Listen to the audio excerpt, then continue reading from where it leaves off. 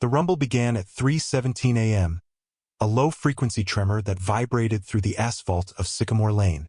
It was a sound that did not belong here, in this curated quiet of sleeping lawns and motion sensor lights.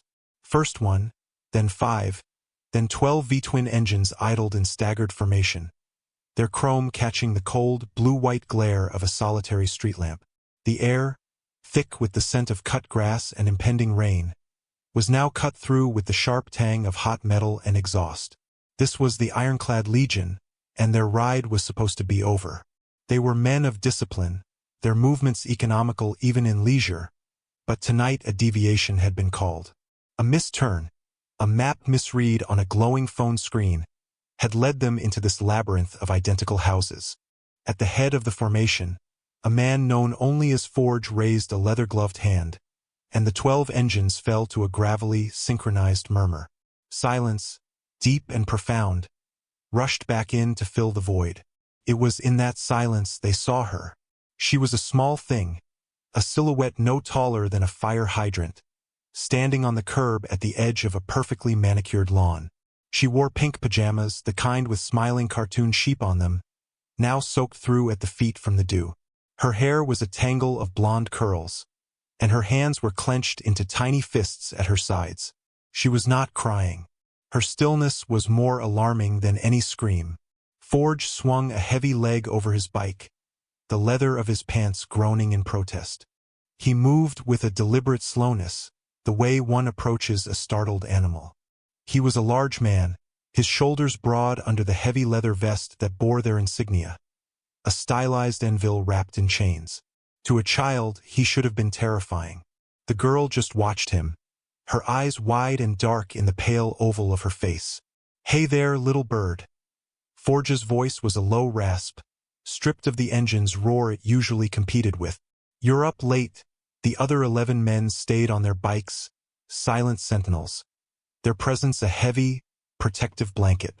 They were a wall between her and the sleeping, indifferent world. The girl's gaze flickered from Forge's face to the patch on his vest and back again. She took a tiny, hesitant step forward. Her bare feet made no sound on the pavement. "It's past my bedtime," she whispered, her voice as thin as a thread. "It is," Forge agreed, crouching down so his eyes were level with hers. The cold of the asphalt seeped through the knee of his jeans. He could see the goosebumps on her arms. "Where's your mom? Your dad?" The girl looked back at the house behind her. It was a 2-story colonial, dark except for a single, pale light glowing in a downstairs window. A child's bicycle lay on its side in the driveway, a single pedal pointing accusingly at the sky. "Daddy's inside," she said. Then she looked back at Forge, her expression unreadable, a chillingly adult gravity settling over her small features. She took another step, close enough now that he could feel the slight tremor running through her small frame. Her next words were not a child's. They were a statement of fact, delivered with the flat finality of a court verdict. He said Mommy went to sleep forever. The 12 engines, which had been a low grumble, cut out one by one, plunging Sycamore Lane into an absolute, ringing silence. All that remained was the cold, the hum of the distant highway, and the weight of what she had just said, hanging in the air like frozen breath. The world had just tilted on its axis, and these 12 men were the only ones who felt it shift.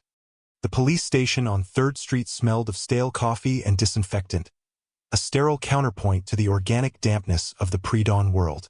At 3:48 a.m., the fluorescent lights hummed with an aggressive indifference, casting long, warped shadows from the scuffed chairs in the waiting area.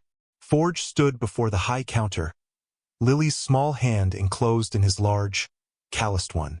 2 of his men, Echo and Granite, stood a respectful 10 feet behind, their leather vests seeming to absorb the weak light. The desk sergeant, a man named Henderson with a soft middle and eyes clouded by 20 years of night shifts, typed with 2 fingers on a keyboard. He hadn't looked up yet. "And you found her where?" he asked, his voice flat. "Sycamore Lane, number 214, Forge stated, his tone even. "Alone.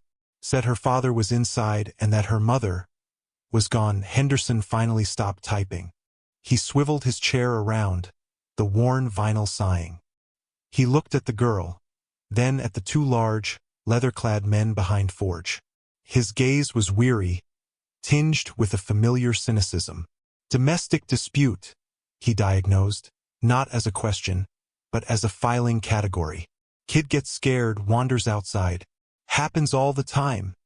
She said her mother went to sleep forever. Forge repeated, emphasizing each word.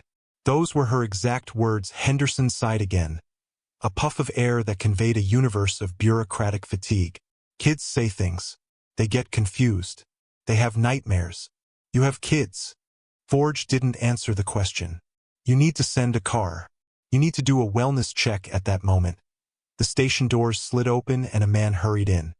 He was handsome in a polished, suburban way, wearing pressed khakis and a polo shirt that looked expensive even under the harsh lighting. His hair was perfectly coiffed, his face a mask of paternal concern. Lily! Oh, thank God! He rushed forward, scooping the girl into his arms. Lily went rigid. She didn't hug him back. The man turned to Henderson, then to Forge, a practiced smile on his face. Mark Collins, I am so sorry. My wife and I had a little argument. I fell asleep on the couch, and this little escape artist must have slipped out the door. I've been looking everywhere. He beamed at Henderson. Officer Henderson, good to see you again. Hope the fundraiser went well for the Youth League. Henderson's posture softened. Mark, yeah, it went great. We're getting the new uniforms next week. He gestured vaguely toward Forge. These gentlemen found her wandering. Mark Collins turned his high-wattage smile on Forge. I can't thank you enough. Really. My wife, Sarah, she's a heavy sleeper. She'd be mortified if she knew this happened. He squeezed Lily, a little too tightly. We'll get you back to bed, sweetie. Mommy will be so happy to see you. Lily buried her face in his shoulder, a small, muffled sound escaping her. It wasn't a word, just a noise of surrender. I think you should still send a car, Forge said, his voice a low growl. He did not smile back. Mark's smile tightened at the edges. That's really not necessary. It's a family matter. My wife and I, we're fine. Just a misunderstanding. Henderson stood up, placing a placating hand on the counter. Look, Mr. Collins is a respected member of this community. He's on the town council. We know him. It's all sorted. He looked at Forge, his expression hardening into a clear dismissal. Thanks for your civic duty. You can go now. Mark Collins, holding his daughter, walked toward the exit. At the door, he glanced back over his shoulder. For a split second, his eyes met Forge's, and the charming facade fell away. Beneath it was something cold, triumphant, and dangerous. Then he smiled again and was gone. Forge stood motionless, watching the automatic doors slide shut. The smell of disinfectant seemed stronger now, trying and failing to scrub away something rotten. The system had not just failed. It had smiled, shaken hands with the threat, and sent it home with its victim. The house at 214 Sycamore Lane was Sarah's cage, but it had been built with love. She'd chosen the pale yellow for the kitchen walls herself, imagining Lily eating cereal at the small wooden table, sunlight streaming through the bay window. She remembered the day they moved in, the scent of fresh paint and possibility. Mark had carried her over the threshold, laughing, his arms strong and sure around her. That was 5 years ago. Now, the sunlight felt different, accusatory. It illuminated the dust motes dancing in the air, each one a tiny, silent witness to the life she was living. Her life had shrunk incrementally at first, then all at once. It started with the small things. That dress is a little short, isn't it, honey? He'd say, his tone light, a gentle hand on her arm. So she wore longer skirts. Did you really need to buy the expensive coffee? He'd ask, looking over the grocery receipt. So she switched to the store brand.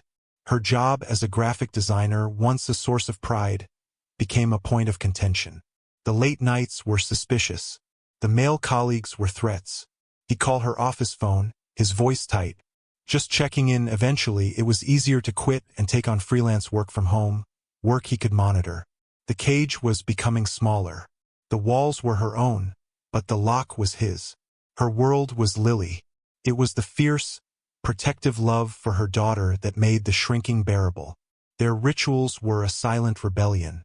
They would build magnificent forts out of couch cushions and blankets, whispering stories about brave queens and friendly dragons in the soft, enclosed dark. They had a secret language made of silly faces and hand gestures that Mark didn't understand. Every night, Sarah would read from a worn copy of The Velveteen Rabbit, her voice soft, tracing the illustrations with her finger. Lily would follow along, her small head resting against Sarah's chest, her breathing slow and even. "What is real?" asked the Velveteen Rabbit one day. "Does it mean having things that buzz inside you and a stick-out handle?" Sarah's voice would catch on that line. Real was the solid weight of her daughter in her arms. Real was the smell of lavender shampoo in Lily's hair. Real was the terror that coiled in her stomach when she heard Mark's key in the lock, an hour earlier than expected. The night Lily disappeared, the argument had been about money. A freelance check she'd received had been deposited directly into her account, an account she'd secretly kept open. He'd found the statement. The yelling had been loud, the words like stones. He hadn't hit her face. He never hit her face, but his fingers had closed around her upper arm, leaving a galaxy of purple and blue bruises he knew her sleeve would cover. "You're hiding money from me? From your family?" He'd spat, his face inches from hers. She had tried to stay calm, for Lily, who was supposed to be asleep upstairs. "It's for emergencies, Mark." For Lily, "I am the only emergency fund this family needs," he'd roared, and then he'd shoved her. She stumbled back, hitting the edge of the kitchen counter. The pain was a sharp, white flash in her side. He'd advanced on her, his eyes blazing, and she had done the only thing she could think of. She'd collapsed, letting her body go limp, feigning unconsciousness. "Sarah? Sarah?" His voice had shifted from rage to panic. He shook her, then stopped. She heard him pacing, muttering. She lay there, eyes squeezed shut, her heart a frantic drum against her ribs, listening as his footsteps went upstairs to Lily's room. She heard him murmuring to their daughter.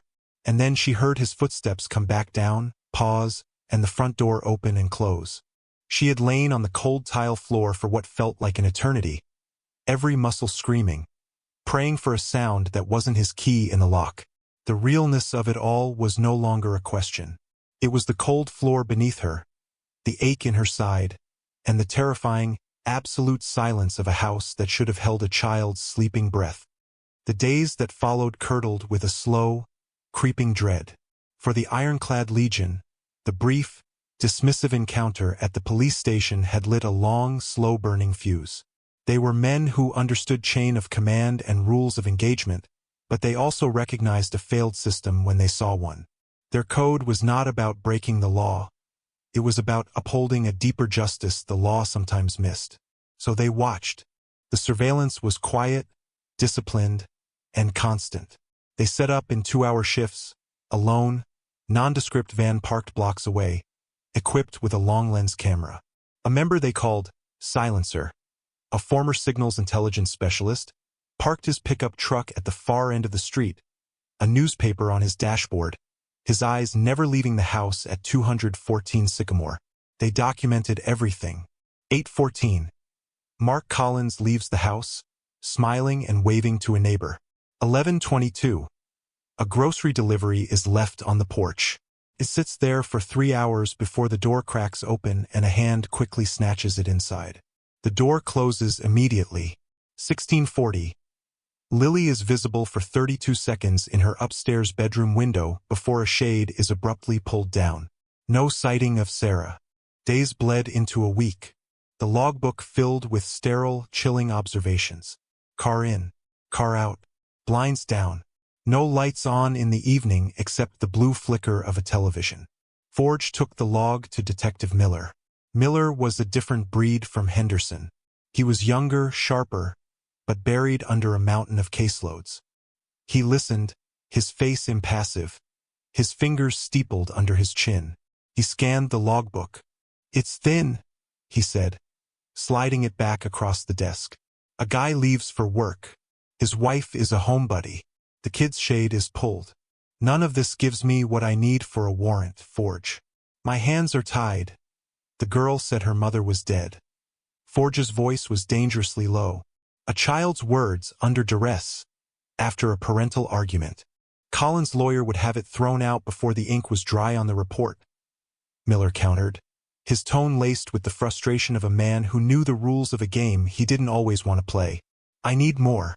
I need something I can take to a judge. The helplessness was a physical weight. The bikers, men of action, were forced into inaction. The waiting was the hardest part. Frayed their nerves. Echo, the youngest of the chapter, took it the hardest. He was the one who had first spotted Lily on the curb. The image of her small, still form burned into his memory. During his shift, he would sit in the van, grinding his teeth, the telephoto lens feeling more like a barrier than a tool. He saw other children on the street, riding bikes, their laughter bright and careless. He saw neighbors watering their lawns and collecting their mail, their lives moving forward in blissful ignorance of the silent darkness that had fallen over number 214. The escalation came on a Tuesday afternoon. It was Echo's watch. The sun was bright, the air warm. For a moment, the street looked like a television commercial for suburban paradise. Then, the front door of the Collins house flew open. Lily, a flash of yellow dress and flying blonde hair, sprinted out onto the lawn. She was running, her small legs pumping, her face a mask of pure terror. She made it halfway across the grass before the door opened again and Mark Collins lunged out. He caught her by the arm, his face contorted in a snarl that was nothing like the charming community leader. He lifted her off her feet, her legs kicking uselessly. She let out a single piercing shriek of no, before he clamped a hand over her mouth, dragging her back toward the house. The sound, distorted and faint through the van's sealed windows, hit Echo like a physical blow. The door slammed shut. The street was quiet again. The perfect lawn was empty. The sun was still shining. But everything had changed. Echo's hands were shaking as he keyed his radio. His voice was choked. Forge. Come in. Forge. The reply was instant, calm, and solid. Go for Echo. I just saw him. He dragged her back in. She screamed. There was a pause on the other end of the line. A breath held. The unspoken horror hung in the static. Inside the van, Echo could hear his own heart hammering against his ribs. He had seen it. A tangible act. A line crossed in broad daylight. Forge's voice came back, no longer just calm, but cold as forged steel. Is the recording active? Affirmative, Echo managed, his training kicking in, pushing past the rage. Got it all. Video and audio. Good work. Stand down. Return to base. Forge commanded. The watches over that evening. The ironclad Legion's clubhouse, a converted warehouse on the industrial edge of town, was silent. The usual sounds of laughter, clinking bottles, and rock music were absent. 20 men sat around a massive table made from reclaimed timber, their faces grim in the low light.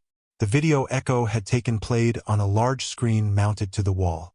The scene was grainy, shot from a distance but unmistakable. The small yellow dress, the man's brutal efficiency, the silent, desperate kicking of small legs. The shriek, amplified by the audio equipment, was thin and sharp, cutting through the room. When the clip ended, the screen went black, but the image remained, burned into the air. Forge stood at the head of the table. He was not a man of many words, but when he spoke, his men listened. He looked at each of them in turn. Our code, Article 3, he said, his voice a low rumble that seemed to come from the concrete floor itself. We stand for those who cannot stand alone. He let the words settle. It was their foundation, the principle that separated them from the lawless gangs they were often mistaken for. It was a vow. The system has failed, he continued. The law is blind, but we are not. We have seen. And now, we will make them see. A current passed through the room. A shared understanding that transformed their helpless anger into a singular, focused purpose. This was the moment, the trigger, the catalyst that turned quiet surveillance into a disciplined public mobilization. This was no longer about watching. It was about acting. Forge pointed to Silencer. I want everything you can find on Mark Collins. Financials, property records, business partners. I want to know who he owes, who owes him. I want to know where every dollar Sarah Collins ever earned went. He turned to a man called Preacher, a former paralegal with a sharp mind for procedure. You're on legal. I want to know the precise line we can walk without crossing it. I want to know what constitutes harassment versus lawful assembly. I want to know what evidence a judge can't ignore. Finally, he looked at Echo, whose face was still pale. You did good, kid. You held the line. Now you get on the horn. You call South Chapter. You call the Nomads. You call every charter president within a 300-mile radius. You tell them Forge is invoking the Anvil Protocol. You give them the time and the rally point. Tell them to come quiet and come correct. This isn't a party. It's a presence. The men nodded. A silent, unified assent. The energy in the room had shifted. The frustration was gone, replaced by a cold, hard resolve.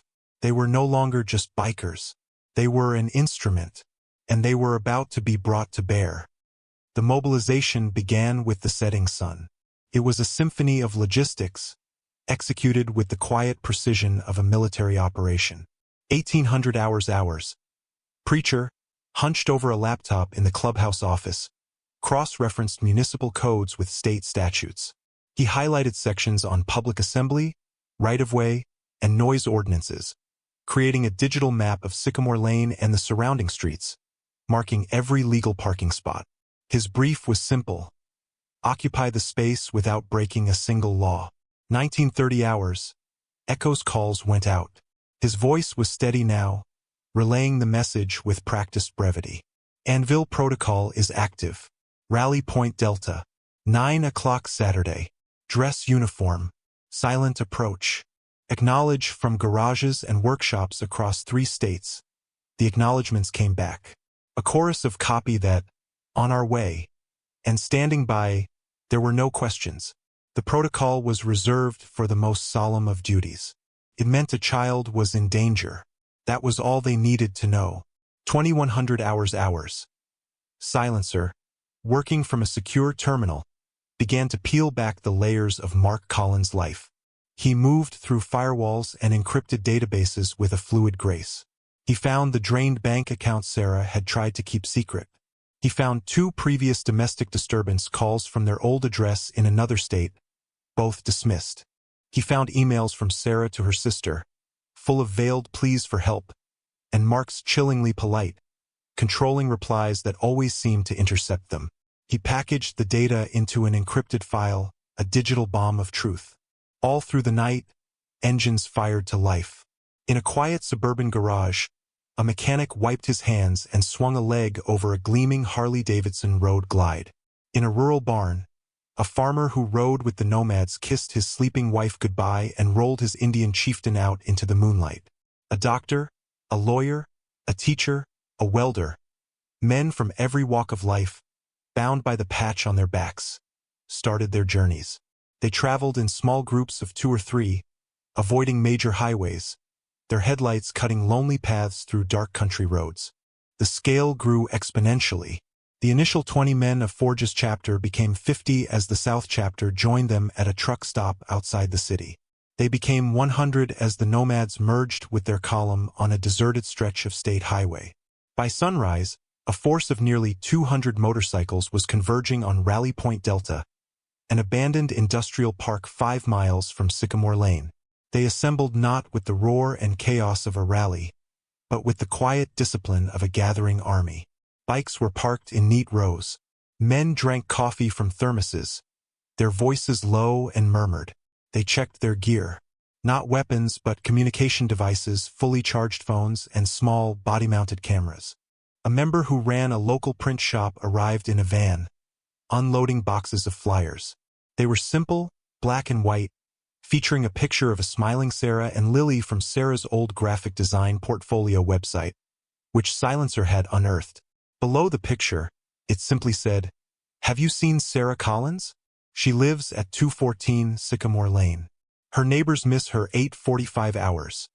A freelance journalist, A woman named Maria, who had received an anonymous tip from Preacher, arrived at the rally point. She expected a protest. Instead, she found a silent, orderly sea of leather and chrome. Forge met her. "No interviews," he said, his voice polite but firm. "Just watch, and report what you see." He handed her one of the flyers. At 9 o'clock hours precisely, Forge climbed onto his bike.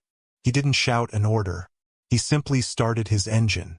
One by one, 200 engines followed suit, a deep, resonant hum that vibrated in the chest.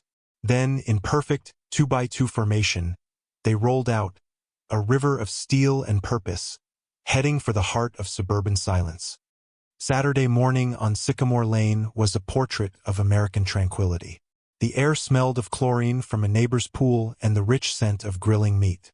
Mark Collins, ever the pillar of the community, was hosting his annual neighborhood barbecue.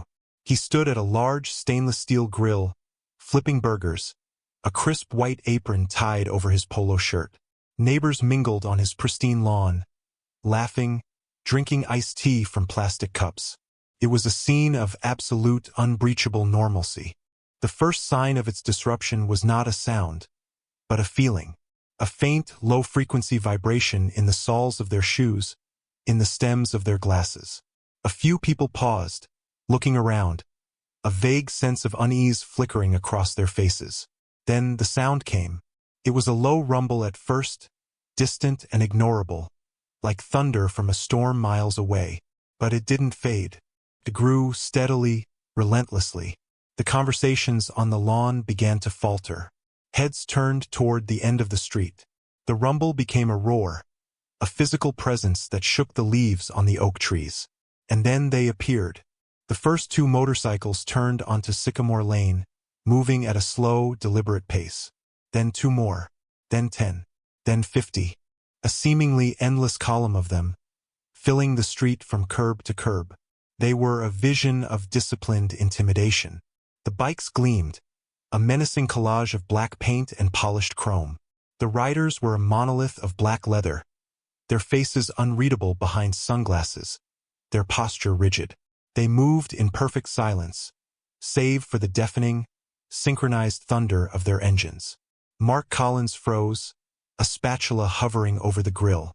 The smile on his face dissolved, replaced by a look of disbelief, then dawning horror. The neighbors backed away from the street, their faces a mixture of fear and awe. The river of motorcycles split, flowing down both sides of the street. With practiced, almost balletic precision, each rider pulled their bike into one of the legally marked parking spots Preacher had identified.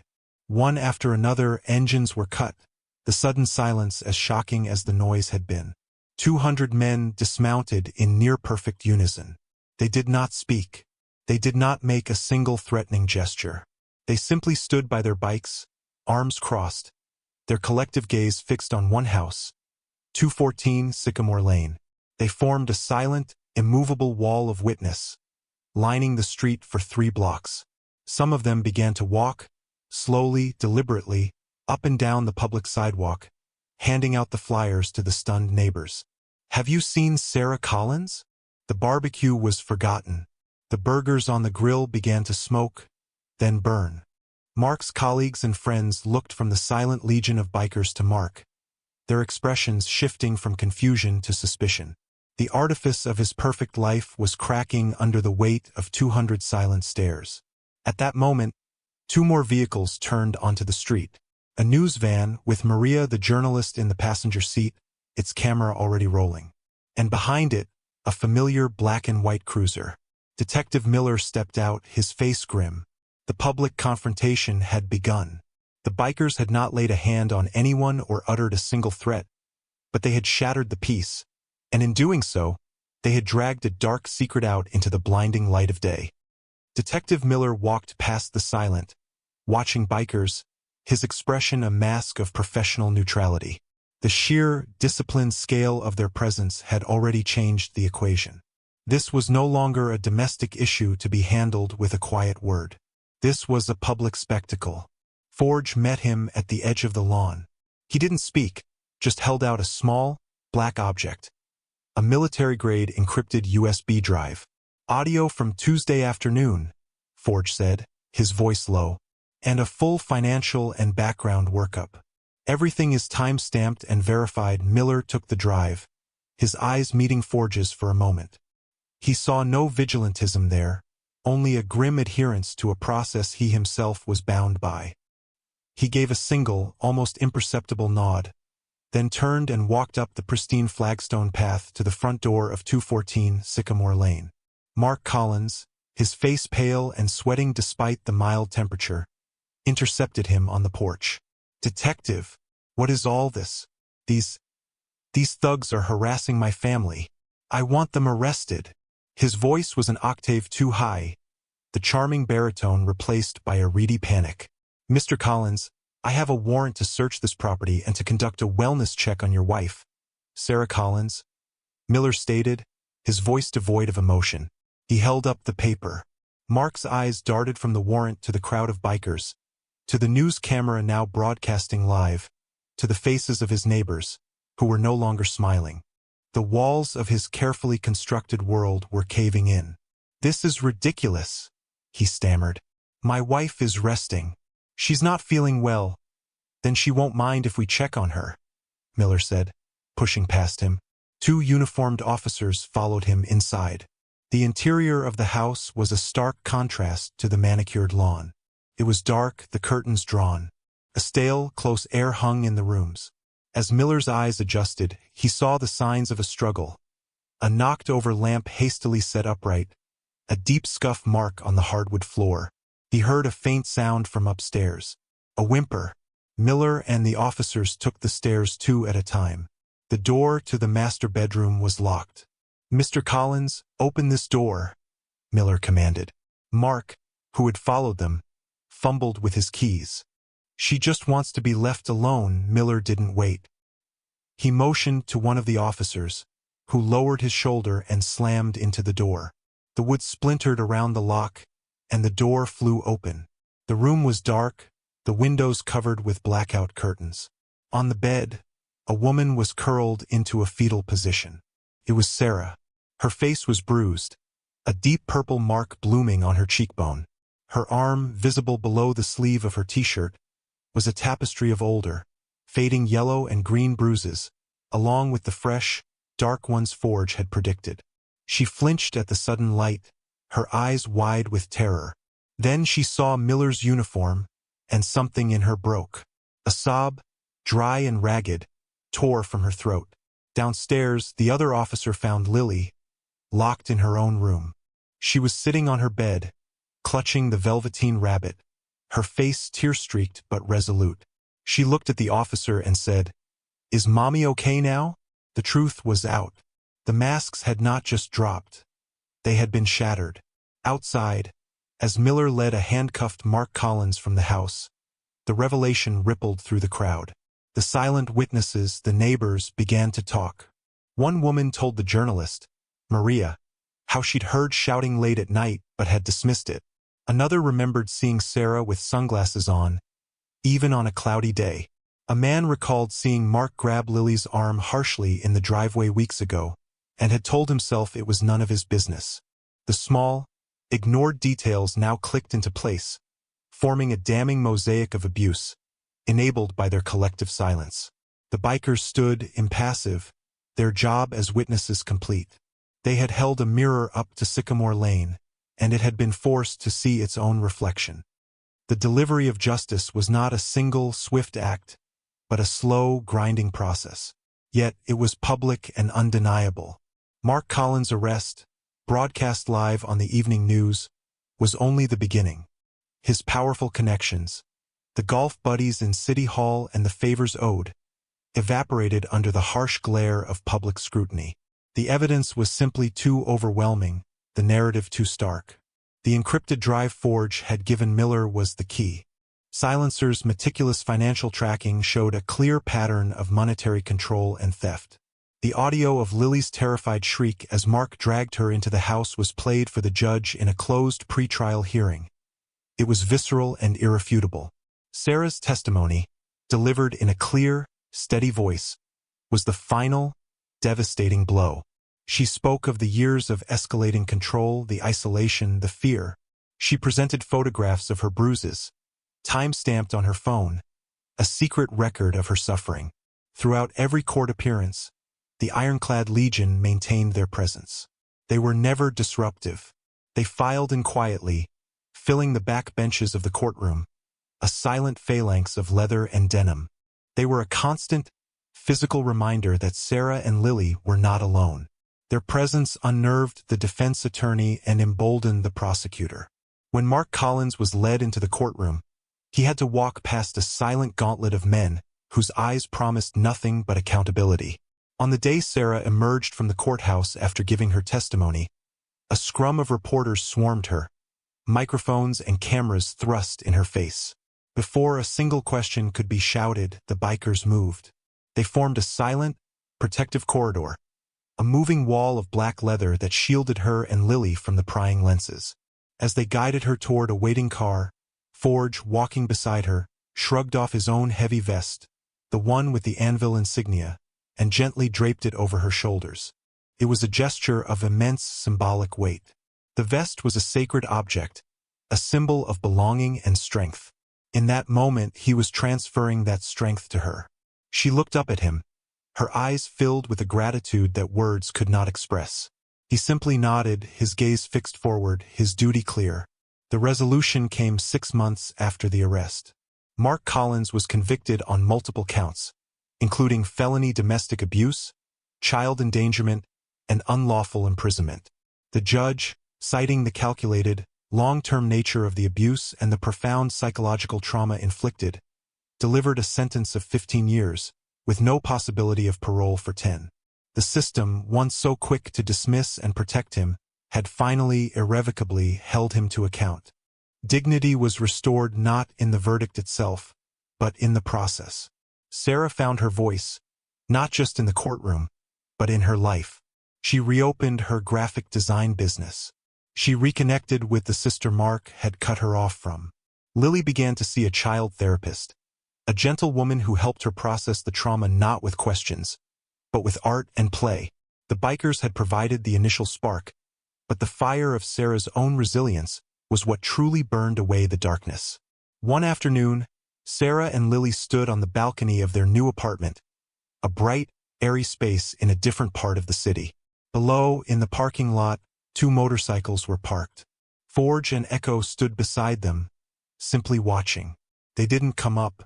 They didn't call. They were just there, a quiet promise. The debt was paid, justice was served, but the watch, in its own way, continued. The story of the silent siege on Sycamore Lane became a local legend, a cautionary tale whispered in town council meetings and police locker rooms. But its legacy was far more tangible than folklore. The ripple effects of that single, coordinated action spread outward, creating waves of change that would endure long after the headlines faded. Spurred by the public outcry and Maria's scathing, multi-part exposé on the systemic failures that enabled Mark Collins, the police department underwent a significant reform. The Henderson Protocol, as it was unofficially dubbed, was retired. A new policy was instituted, mandating an immediate, in-person wellness check by 2 officers for any call involving a minor reporting a parent as missing or harmed, regardless of the family's social standing. Detective Miller, promoted to lieutenant, oversaw the training himself, using a redacted version of the Collins case file as a stark example of what could happen when procedure was subverted by familiarity. The most profound legacy, however, was born in the Ironclad Legion's clubhouse.